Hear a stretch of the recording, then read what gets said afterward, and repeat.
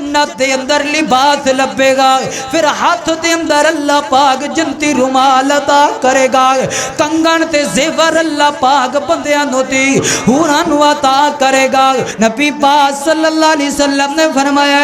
جدو بندہ جنت دے اندر جائے گا بندہ جوان ہوئے گا، رب نے جبنے واسطے جنت اندر جوانی رکھی ہے، تے رب دی جنت دے اندر کوئی بڑھا بندہ ہونا، وہ بڑھیا نے ہونا، کوئی بابا غصہ ہی نہ کرن لگ جائے لے جی مولوی ساڈے جنت تو سانو بیر کٹ چھڑیا، اور رب نے تانوں اتھے جوان کر چھڑنا ہے۔ نبی پاک صلی اللہ علیہ وسلم نے فرمایا ہمیشہ واسطے بندہ جنت اندر رہے گا،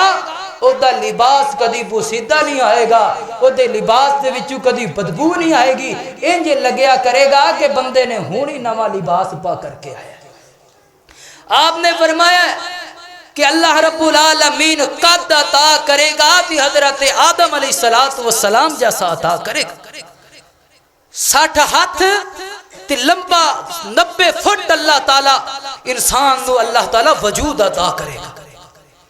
پھر اس بندے دی جوانی ہوئے گی 33 سالہ حضرت عیسیٰ علیہ السلام جیسی، پھر انہوں اللہ حسن عطا کرے گا کہ نبی یوسف جیسا اللہ پاک حسن عطا کرے گا، پھر اللہ انہوں زبان دے گا، اللہ رب العالمین حضرت داؤد علیہ السلام والی اللہ زبان عطا کر دے گا، اللہ دل دے گا، اللہ نبی ایوب علیہ السلام جیسا اللہ بندے نو دل عطا کر دے گا،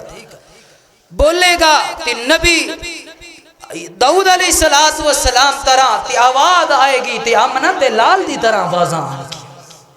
اے اللہ تعالیٰ اے جنت دے اندر انسان دی شکل بنائے گا تی اللہ پاک انج دے پرزے اللہ دے بندیاں دے دلان دے اندر وجود دے اندر اللہ پرزے فٹ کر دے گا۔